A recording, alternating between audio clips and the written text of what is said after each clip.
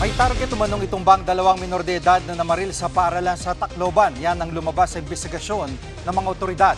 Live mula sa Camp Crame, nangunguna sa balita si mobile journalist Jas Paredes. Jas, kasama ba sa mga biktima ang umano'y target ng mga minor de edad na sospek?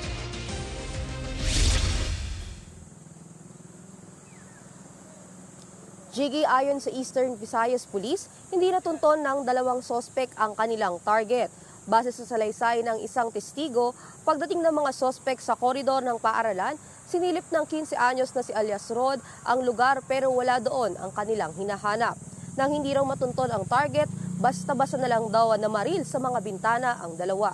Hindi na nagbigay ng detalye ang pulisya kung sino ang target at kung may kinalaman ito sa umunoy bullying na isa sa tinitignang motibo ng krimen. Jiggy? Jas, kumusta ang lagay ng mga sugatang biktima? Nabibigyan ba sila ng sapat na tulong?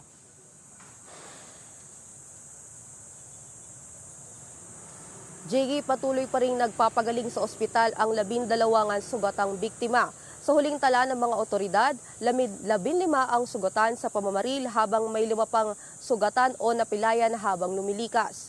Isa sa mga biktima ang 15 anyos na si Mary Joy na nagkaroon ng fracture sa paa dahil sa tama ng bala.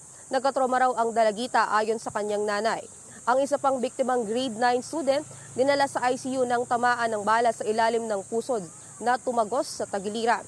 Ayon sa ama ng biktima na si Tatay Erwin, bumubuti na raw ang lagay nito at nakakausap na. Hiling ng mga magulang ng mga biktima na mapanagot ang mga sangkot. Narito ang kanilang pahayag. Makonggol kami sa ring panustisya na hinabok na kauligod na mong gihapon kung baga mapriso yung may sala. Hirap bilang tatay. Kahit sino namang tatay, talagang mahirapan ka. Hindi mo matatanggap. Pagka alam mo yung bata na nasa magandang kalagayan dahil pumapasok, malalaman mo na lang ikaganyan na. At Jas, nais pa imbisigahan ng Kongreso ito nangyaring pamamaril. Ano ang pakay ng pagdinig?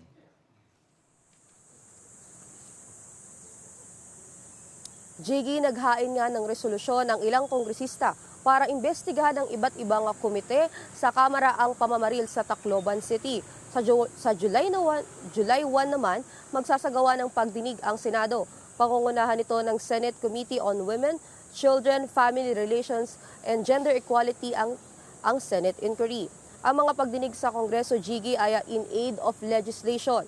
Sa investigasyon, isasagawa ng mga komite ng Kamara at Senado, tinitignan kung may kailangang amyendahan sa mga kasalukuyang batas na may kaugnayan sa issue. Yan muna ang latest. Balik sa iyo, Jiggy. Yan ang ulat ni Jas Paredes live mula sa Camp Crame.